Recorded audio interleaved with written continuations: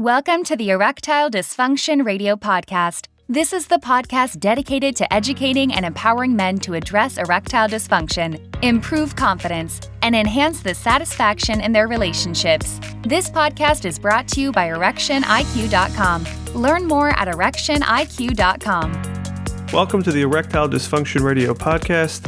I am Mark Goldberg, certified sex therapist. I am deeply passionate about working with men like you to help resolve their ED. And we're back. Hi, this is Casey, the podcast producer here at Erectile Dysfunction Radio. Happy to join Mark once again for today's episode on erectile dysfunction after a childbirth. Before we discuss childbirth in particular, we know that this is similar to a recent episode we recorded about pregnancy in ED. Can you just recap for us what that podcast was about? Not a problem, Casey. So we recorded an episode talking about pregnancy and the impact that it can have on a man, and in particular on his ability to gain and maintain an erection. There's a number of issues that can come up with regard to being informed or learning about a partner becoming pregnant. We touched on whether the pregnancy was intentional, whether it was planned, or whether it came as a surprise. Some of the issues pertain to changes in the nature of the relationship, changes with physical attraction, as well as fears of fatherhood and responsibility. So we touched on a number of those issues in the podcast with regard to pregnancy, and no doubt there will be some overlap with regard to childbirth and some additional issues and challenges that come with childbirth that are different than pregnancy. The birth of a child is a major life-changing event, as we know, of course. So why are erection problems common during these times of drastic change?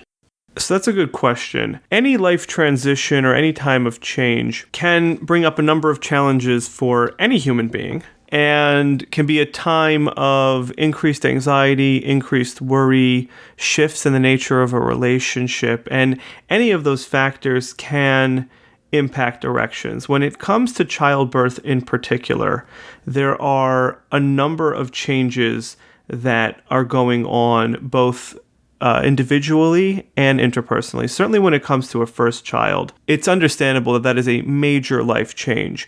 Going from being responsible for really primarily yourself, perhaps some relationship responsibility to another adult human being, to having the responsibility for a child is a tremendous life shift. It also changes a lot of the structure and the nature of a relationship between two partners.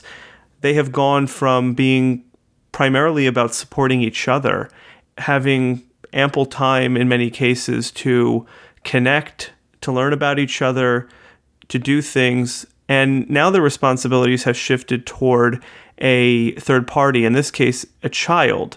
So one of the things that does come up for some men is if they are in a heterosexual relationship, there can be some jealousy or resentment that builds toward a child entering the picture. A lot of the attention, affection that they were receiving from their partners may now be directed toward this child. Additionally, the process of childbirth and taking care of a newborn is exhausting for many couples. A lot of times, men will feel like they have almost lost their partner to a child-caring role. Even when they're involved and they're fully involved and they take on an equal responsibility or even a greater responsibility to in some cases, it can still feel like the drain and the strain of having a child really sucks out the energy and the life force that really drives sexuality, drives that connection. Mark, there's no secret that we work closely together on this ErectionIQ.com website and the podcast, of course, that goes along with it. And you came up to me and said it was very important that we have an episode on our podcast about ED and the birth of a child. Why was it so important for you to have us record this episode today?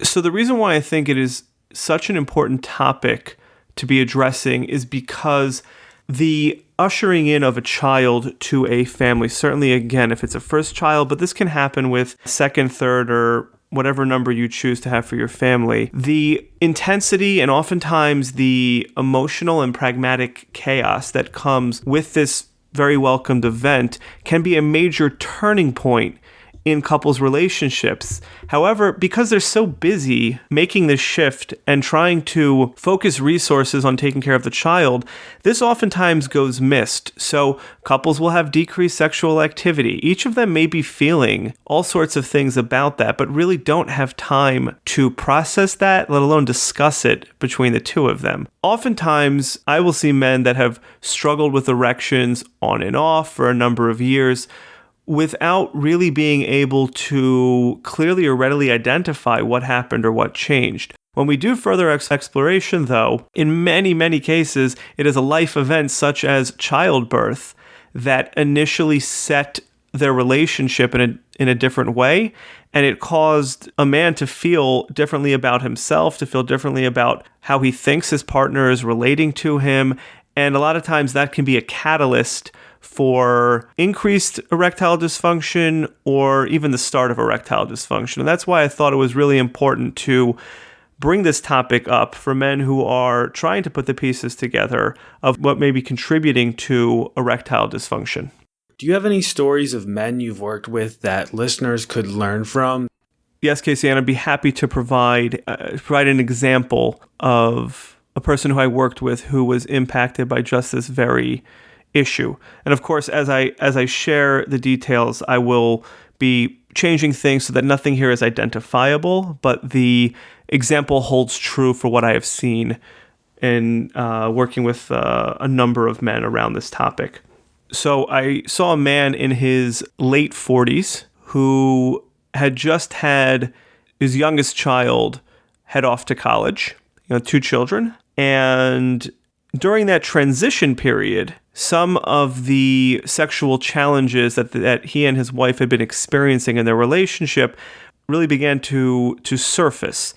And this man had been struggling with erection issues, and the couple had a number of other challenges in their sexual relationship that, due to work stress and having children in the home, each of them really just, without even talking about it, agreed to move on and didn't really speak much about their sexual relationship or challenges. However, at this transition period, this began to become an issue as the couple turned a little bit more toward each other now that both of their children were out of the home. That's when he came to see me. However, the erection issues had been going on for quite a number of years, and when we began to look back on when the erection issues started, we really discovered that he had some very, very hurt feelings after the birth of his second child in particular, because his wife had gone through some challenges after the birth,